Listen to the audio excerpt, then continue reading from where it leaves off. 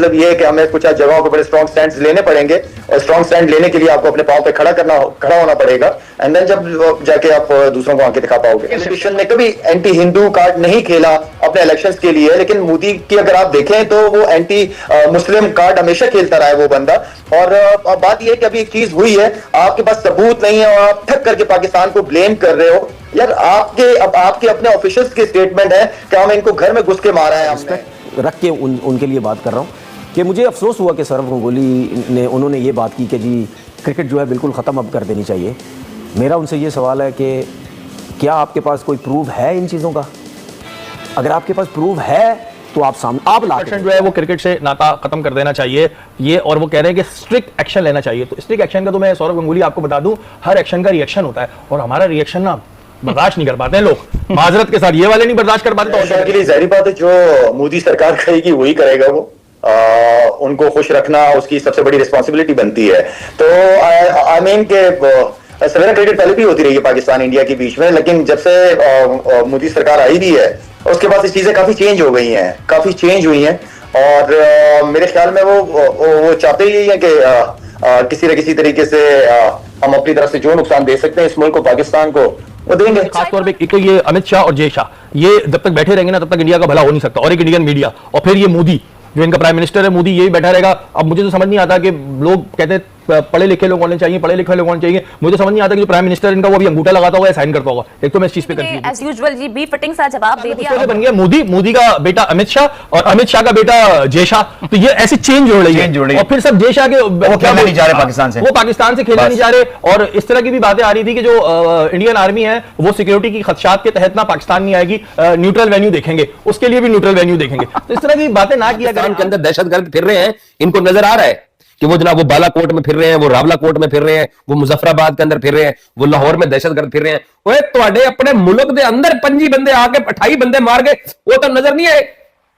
अच्छा चलो जब आए वो नजर नहीं है, जब मार के जा रहे तब भी नजर नहीं है। साल दे दूं अगर आपकी इजाजत हो कि यही सूरत हाल थी, और राजस्थान की सरहद पर फौज लगी हुई थी इंडिया की, हमला करने के लिए वो तैयार थे, पाकिस्तान भी तैयार था। अचानक उस वक्त के प्रेसिडेंट और आर्मी चीफ इंडिया चले जाते हैं, एयरपोर्ट पर राजीव गांधी को एक मैसेज देते हैं, राजीव गांधी पसीने पसीने हो जाते हैं। इमरान खान की क़यादत में टीम जय खान की क़यादत में वहां मौजूद थी, और वहां पर वो जाके वो मैच देखते हैं, लेकिन रात में सारा नक्शा उल्टा हो जाता है।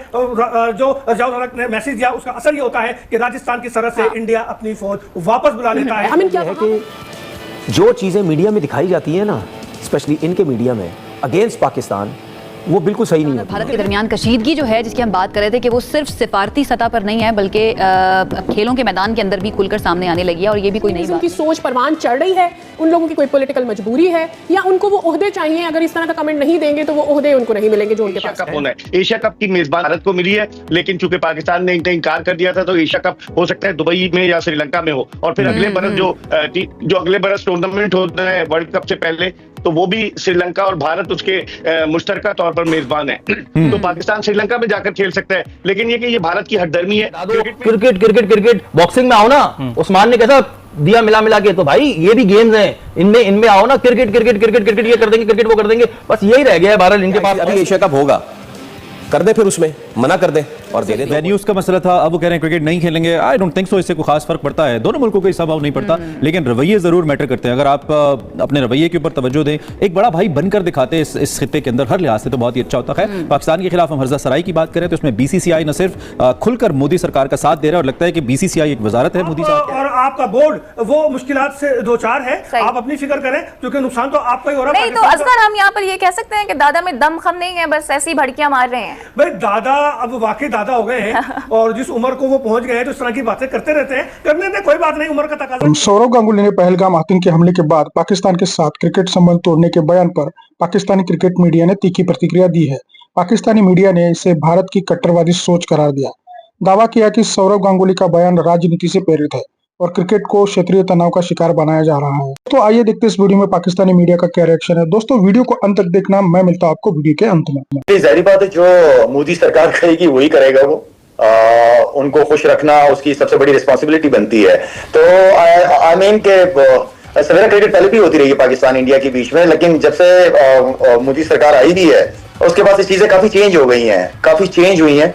और मेरे ख्याल में वो चाहते ही है कि किसी न किसी तरीके से हम अपनी तरफ से जो नुकसान दे सकते हैं इस मुल्क को, पाकिस्तान को, वो देंगे। तो बेसिकली कहने का मतलब ये है कि हमें कुछ जगहों पे बड़े स्ट्रॉन्ग स्टैंड लेने पड़ेंगे और स्ट्रॉन्ग स्टैंड लेने के लिए आपको अपने पांव पे खड़ा होना पड़ेगा एंड देन जब जाके आप दूसरों को आगे दिखा पाओगे। शाहिद साहब, आप मुख्तलिफ वक्तों में भारत पाकिस्तान टीम के साथ ट्रैवल किए हैं, 99 का दौरा भी आपको याद होगा। पाकिस्तान को डायरेक्ट नुकसान है, तो वो तो आप बोलते हैं कि अगर पाकिस्तान और इंडिया बायलैटरल सीरीज खेल रहे होते, जो कि हमें नुकसान हुआ है 2012 में पाकिस्तान और इंडिया ने एक मुआहिदा किया था कि अगले 4 साल हम एक हैवी सीरीज खेलेंगे, और वो पीसीबी ने एक महंगे दामों अपने राइट्स भी बेच दिए थे। लेकिन उसके बाद जब पाकिस्तान इंडिया की सीरीज नहीं हुई तो उसका आपको भुगतना पड़ा, और बाद में हमने केस भी किया था, वो चलो पाकिस्तान केस भी हार गया था। लेकिन इस टाइम सौरभ गंगुली का एक बयान है जिस पर उन्होंने कहा है कि पाकिस्तान और भारत की बायलैटरल सीरीज नहीं होनी चाहिए। अब देखो, ये तो एक जनरल ओपिनियन है जो सौरभ गंगुली ने बात की, ये तो हरभजन सिंह का भी है, ये तो अगर आप इंडिया के जो क्रिकेटर्स हैं, एक्स क्रिकेटर्स हैं, उनमें से अगर आप 99 क्या शायद आप 100 में से 100 क्रिकेटर से पूछो तो वो लगभग 100 में से 100 शायद ये बोलेंगे, हाँ एग्जैक्टली, वो ये बोलेंगे कि बिल्कुल जी पाकिस्तान के साथ क्रिकेट नहीं होनी चाहिए। इस टाइम तो हवा भी इसी रुख में जा रही है। तो वो बात तो ठीक है जो उन्होंने बात की, उनका एक पॉइंट ऑफ व्यू है। पाकिस्तान में रद्दमल नहीं होता इस तरह का। पाकिस्तान में अगर आप पूछो तो 100 में से 90% जो क्रिकेटर हैं वो ये बात करते हैं कि जी आपको भारत के साथ खेलनी चाहिए सीरीज। एक जनरल ओपिनियन की बात कर रहा हूं। लेकिन अभी जो बीसीसीआई ये करने जा रहा है कि वो आईसीसी को बोलेगा, ये इंडियन मीडिया की रिपोर्ट्स हैं और लगातार इंडियन मीडिया रिपोर्ट कर रहा है कि हम अब, आपको पता है कि इससे पहले पीएसएल को भी बैन कर दिया गया, इंडिया में जो एप्स 3 चला रही थी उन्होंने भी बंद कर दिया। पाकिस्तान के जो स्कोर कार्ड्स और पीएसएल के स्कोर कार्ड्स जो अपडेट करती है क्रिक बस, उसने मना कर दिया। इंडिया के वो कह रहे हैं कि जी हर साल ऐसे ही होता है और टेररिज्म को हम बर्दाश्त नहीं करेंगे, पता नहीं क्या क्या, और वो कह रहे हैं कि जी अब 100% जो है वो क्रिकेट से नाता खत्म कर देना चाहिए ये, और वो कह रहे हैं कि स्ट्रिक्ट एक्शन लेना चाहिए। तो स्ट्रिक्ट एक्शन का तो मैं सौरभ गंगुली आपको बता दूं, हर एक्शन का रिएक्शन होता है और हमारा रिएक्शन ना बर्दाश्त नहीं कर पाते हैं लोग, माजरत के साथ। ये वाले नहीं बर्दाश्त कर पाते तो और क्या करेंगे। महाराज सौरभ गंगुली इस तरह की बातें कर रहे हैं, क्या कहेंगे बराबर? देखिए, फिर वही बात के पॉलिटिक्स और स्पोर्ट्स को आप मिक्स कर रहे हैं। इतने एक्सपीरियंस, वो इतना सर्व किया इंडिया को उन्होंने, इतने सीनियर क्रिकेटर भी रह चुके हैं उनको, और बोर्ड में भी रह चुके हैं, तो उनको इस तरह के बयान देने नहीं चाहिए। ऐसे मीन्स के एक चीज़ है इसको बढ़ावा दे रहे हैं, मीन्स के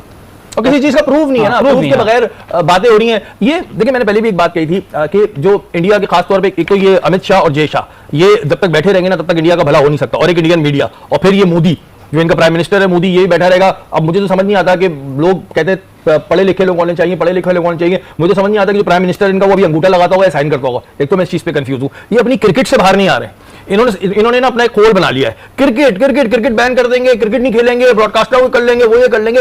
और अब ये सौरभ गंगुली, मतलब इनका एक अच्छा नाम है, इन्हें इस तरह के बयान देने चाहिए कि फिर उसके बाद कहते हैं स्ट्रिक्ट एक्शन, तो भैया फिर रिएक्शन भी ले लेना, हम तो रिएक्शन देने में चैंपियन है, चैंपियन। का पाकिस्तान के साथ क्रिकेट बंद करने का बयान भारत की सुरक्षा चिंताओं और आतंकवाद के खिलाफ मजबूत रुख को दर्शाता है। पाकिस्तान क्रिकेट मीडिया का जहरीला रिएक्शन, जिसमें उन्होंने उस बयान को कट्टरवादी और राजनीतिक करार दिया, उनकी हताशा और दोहरा चरित्र उजागर करता है। वे क्रिकेट को शांति का प्रतीक बताते हैं लेकिन आतंकवाद पर चुप्पी साधते हैं। यह इंडिया की आक्रामक प्रतिक्रिया यह दिखाती है कि पाकिस्तान क्रिकेट को सिर्फ भारत के खिलाफ प्रोपेगेंडा के लिए इस्तेमाल करना चाहता है। क्रिकेट खेल भावना का प्रतीक है, लेकिन जब तक पाकिस्तान आतंकवाद को बढ़ावा देता रहेगा, भारत का ऐसा कड़ा रुख पूरी तरह जायज है।